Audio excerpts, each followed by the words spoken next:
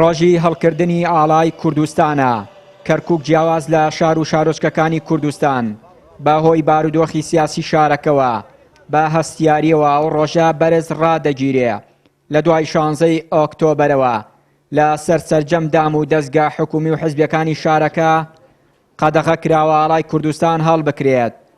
یەکەی سەرپەرشتیانی خوێندنی کوردی لەو ڕۆژەدا تەنها لە گۆڕەپانی قوتابخانە کوردیەکان ئەو بۆنەیە بەرز ڕادەگرێت و ناتوانن لەسەر قوتابخانەکان ئاڵای کوردستان هەڵبکەن. ئاڵای پیرۆزی کوردستان لە دوای پرۆسەی ئازادی عێراقەوە لە سەرجەم دام و دەستگاکان سەرجەم قوتابخانە و خوێندنگاکان زۆر بە ئازادانە هەڵکرا بوو تاکو ئەگاتە حەمرین کە سنووری کوردستانە. بەڵام لە دوای بڕیاردانی بڕیارێکی هەڵە و سیاسیەکان هەڵەیەکی سیاسی گەورەیان ئەنجامدا ئەویش ڕیفراندۆم بوو لە دوای ئەو بارودۆخە کە بارودۆخی شاری کەرکووک تێکچوو و ئاڵای پیرۆزی کوردستان قەدەغە کرا. ئەو ماوەی 2 ساڵە ئەو مناسبەیە یاخود ئەو ئاڵایە لەسەر سەرجەم قوتابخانە و دام و دەستگاکان بە بڕیارێکی ڕسمی داگیراوە. ئێستا لە کەرکووک جگە لە ئاڵای کوردستان ئاڵای عێراق و تورکمان پێکەوە هەڵدەکرێت. حزبە کوردستانیەکان ناتوانن ئاڵای کوردستان لە تەنیشت ئاڵای حزبی خۆیان و عێراق هەڵبکەن. بڕیارەکە بڕیارێکی سەربازیە و بە سیاسی کراوە. تا ئێستا هیچ بڕیارێکی فەرمی نییە بۆ قەدەغەکردنی هەڵکردنی ئاڵای کوردستان لەسەر دام و دەستگا حزبیە کوردستانیەکان. بەڵام هێزای عێراقیەکان ڕێگە نادەن ئاڵای کوردستان بە سەر بارەگای حزبە کوردستانیەکانەوە هەڵبکرێت.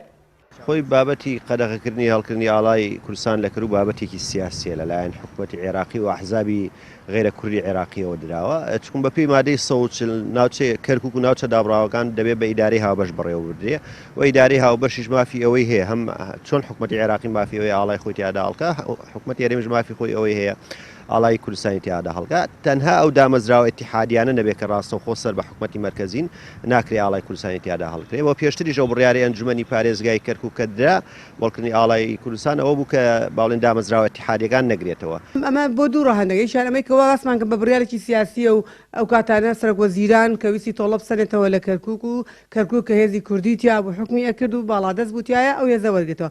و ڕەهەندی دووەمیشیان لاوازی حزبە کوردیەکان و حکوومەتی هەرێمی کوردستانە دەرەق بە کەرکووک کە نەیانتوانی هەڵوێستێکی جەریئانە و ئازایانە و کوردایانە یەک دەستە جەمعی وەربگرن ڕەدی ئەو بڕیارەی بەغدا بکەنەوە. بەڵام لەبەر بەرژەوەندی مالی و بەرژەوەندی حزبی کە لەگەڵ بەغدای بۆ خۆیان ڕێککەوتن دوو حزبی دەسەڵات بە دەرەجە یەک ئەو بووکەوای کرد کە کەرکووک بارودۆخە گەیشتۆ کە ئێستاکە بەداخەوە مناڵێکی کورد ناتوانێت لە ناو جادەکانی کەرکووکە ئاڵایشی کوردستان بکا بە ملێەوە بگیرێ بەدەستەوە.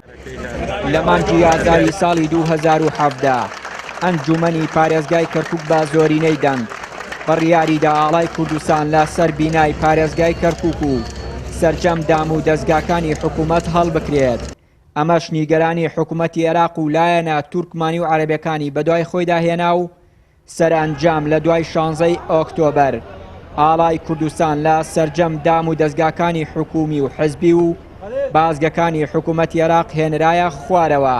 تا ئێستا هەڵکردنی ئەو ئاڵایە لە شارەکە قەدەغەیە.